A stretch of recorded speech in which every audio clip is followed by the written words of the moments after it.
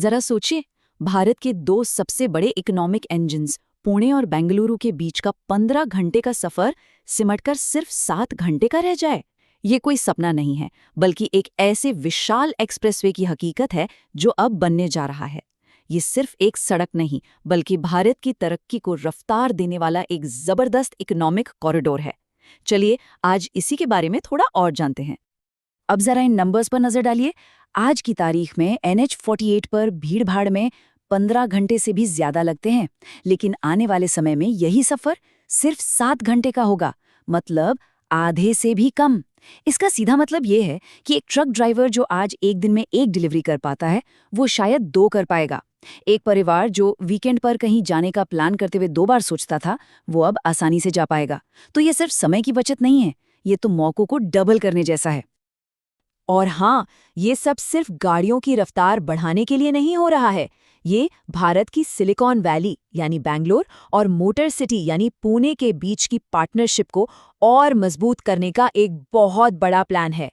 जरा सोचिए, जब टेक्नोलॉजी और मैन्युफैक्चरिंग के ये दो पावर हाउस एक हाई स्पीड लेन से जुड़ेंगे, तो इनोवेशन की स्पीड क्या होगी। लेकिन यहाँ सवाल ये उठता है कि आखिर इतने बड़े, इतने महंगे प्रोजेक्ट की जरूरत ही क्यों पड़ी? तो इसका जवाब छिपा है उस चुनौती में जिसे हम 15 घंटे की प्रॉब्लम कह सकते हैं। देखिए, जो मौजूदा नेशनल हाईवे 48 है ना, वो आज एक थकी हुई धमनी की तरह हो गया है। इस पर ट्रैफिक का बोझ इतना ज्यादा है कि ये अक्सर जाम रहता है। अब इस जाम में सिर्फ गाड़ियां नहीं फंसती, इसमें ट्रकों में भरा माल फंसता है, टैलेंटेड प्रोफेशनल्स का समय फंसता है और नए नए आइडियाज फंस जाते हैं। तो ये सिर्फ एक सड़क का जाम नहीं है, ये इन दोनों शहरों की तरक्की पर लगा हुआ जाम है। और बस इसी जाम को तोड़ने के लिए आ रहा है एक super highway solution, Pune Bengaluru greenfield expressway. ये एक ऐसा प्रोजेक्ट है जिसे आज की नहीं बल्कि आने वाले 50 सालों की जरूरतों को ध्यान में रखकर बनाया जा रहा है। सबसे पहले तो इसका स्केल समझिए, 50,000 करोड़ रुपए। ये रकम इतनी बड़ी है कि इससे कई छोटे शहरों की पूरी काया पलट हो सकती है। तो ये सिर्फ एक सड़क पर होने वाला खर्च नहीं है, ये देश के भविष्य पर किया गया एक बहुत बड़ा इन्वेस्टमेंट है, जो दिखाता है कि ये प्रोजेक्ट सरकार के लिए कितना अहम है। ये एक्सप्रेसवे लगभग 700 किलोमीटर लंबा होगा और यहाँ एक मजेदार बात है, ये मौजूदा रास्ते से करीब 95 किलोमीटर छोटा है। अब ये सिर्फ दूरी कम होने की बात नहीं, इसका मतलब है कम ईंधन, कम पोल्यूशन और कम टाइम। तो ये सिर्फ तेज ही नहीं बल्कि ज्यादा स्मार्ट और किफायती भी होने वाला है। और ये है असली गेम चेंजर, 120 किलोमीटर प्रति घंटे की टॉप स्पीड। भारत की ज्यादातर सड़कों पर तो ये रफ्तार सोचना भी मुश्किल है। यही वो स्पीड है जो 15 घंटे के सफर को 7 घंटे में बदलने का जादू करेगी। माल हो या लोग, सब बिना किसी रुकावट के अपनी मंजिल तक पहुंच सकेंगे। तो सवाल ये है कि ये हकीकत कब बनेगा? देखिए, इसका सफर 2022 में शुरू हुआ। राज्यों से तो हरी झंडी मिल चुकी है, अब बस केंद्र की आखिरी मंजूरी का इंतजार है और उम्मीद है कि 2028 तक इस एक्सप्रेसवे पर गाड़ियां दौड़ने लगेंगी। लेकिन रुकिए, इसे सिर्फ एक तेज सड़क समझने की गलती मत कीजिएगा। ये एक अगली पीढ़ी का सुपर हाईवे है।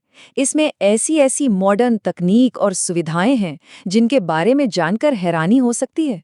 चलिए इसकी कुछ खासियतों पर एक नजर डालते हैं। जरा सोचिए, एक ऐसा हाईवे जिसे AI की मदद से प्लान किया गया हो, जहां स्मार्ट टोल पर रुकने की जरूरत ही ना पड़े और हर कोने पर CCTV की नजर हो। यही नहीं, पर्यावरण का भी पूरा ख्याल रखा गया है। जानवरों के लिए सेफ रास्ते बनाए जाएंगे। और अब सबसे हैरान करने वाली बात, इस एक्सप्रेसवे पर 5-5 किलोमीटर की 2 हवाई पट्टियां भी होंगी। जी हाँ, सही सुना, जरूरत पड़ने पर यहाँ फाइटर जेट्स भी लैंड कर सकते हैं। ये सड़क सुरक्षा और राष्ट्रीय रणनीति का एक कमाल का कॉम्बिनेशन है। इस विशाल कॉरिडोर को जमीन पर उतारना इंजीनियरिंग का एक शानदार नमूना होगा। सोच कर देखें, दक्कन के ऊबड़ खाबड़ पठार को चीरते हुए 55 फ्लाईओवर बनाए जाएंगे और ये एक्सप्रेसवे कृष्णा और तुंगभद्रा जैसी 10 बड़ी नदियों के ऊपर से गुजरेगा। ये प्रकृति और इंजीनियरिंग के बीच एक जबरदस्त तालमेल होने वाला है। तो अब आते हैं सबसे जरूरी सवाल पर, आखिर इस भारी भरकम निवेश के पीछे का क्यों क्या है? इसका जवाब इन दोनों शहरों के जबरदस्त इकोनॉमिक कॉम्बिनेशन में छुपा है। ये दोनों शहर मानो एक दूसरे के लिए ही बने हैं। एक तरफ है पुणे, जो देश का इंडस्ट्रियल और मैन्युफैक्चरिंग पावर हाउस है, तो दूसरी तरफ है बेंगलुरु, जो आईटी और इनोवेशन का किंग है। मतलब एक को हार्डवेयर में महारत हासिल है तो दूसरे को सॉफ्टवेयर में। जब ये दोनों ताकतें एक हाई स्पीड एक्सप्रेसवे से जुड़ेंगी तो ये भारत के विकास का एक अजेय कॉम्बिनेशन बन जाएगा। इन आंकड़ों को जरा ध्यान से देखिए। बेंगलुरु की इकोनॉमी $110 बिलियन और पुणे की $69 बिलियन की है। दोनों को मिला दें तो ये करीब $180 बिलियन होता है, जो कि दुनिया के कई देशों के टोटल जीडीपी से भी ज्यादा है। ये दिखाता है कि हम सिर्फ दो शहरों को नहीं, बल्कि भारत के दो सबसे बड़े आर्थिक इंजनों को आपस में जोड़ रहे हैं।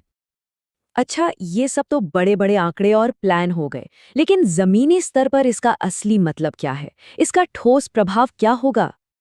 देखिए, इसका असर एक चेन रिएक्शन की तरह होगा। सबसे पहले ऑटो और आईटी कंपनियों का सामान तेजी से पहुंचेगा। जब सामान तेजी से पहुंचेगा तो रास्ते में पड़ने वाले सतारा, सांगली और तुमकुरू जैसे इलाकों में जमीन की कीमतें अपने आप बढ़ेंगी। वहां नए गोदाम और फैक्ट्रियां बनेंगी, जिससे एक नया इंडस्ट्रियल कॉरिडोर तैयार होगा।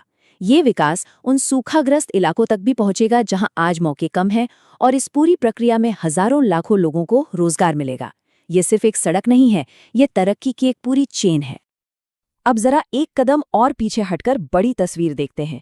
ये एक्सप्रेसवे सिर्फ एक अकेला प्रोजेक्ट नहीं है, बल्कि ये भारत के भविष्य को जोड़ने की एक बहुत बड़ी और महत्वाकांक्षी योजना का एक अहम हिस्सा है।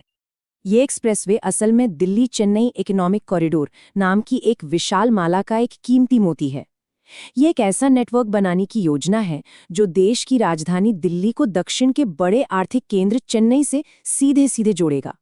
इसे भारत की आर्थिक रीढ़ की हड्डी भी कहा जा सकता है।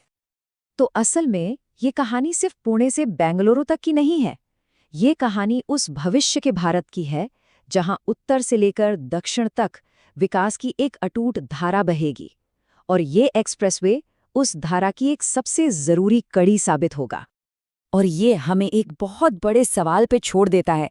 जैसे जैसे व्यापार और विकास की ये नई आर्थिक धमनियां पूरे देश में फैल रही हैं, ये आने वाली सदी के लिए भारत के नक्शे को किस तरह से हमेशा हमेशा के लिए बदल देंगी, इस पर जरूर सोचिएगा।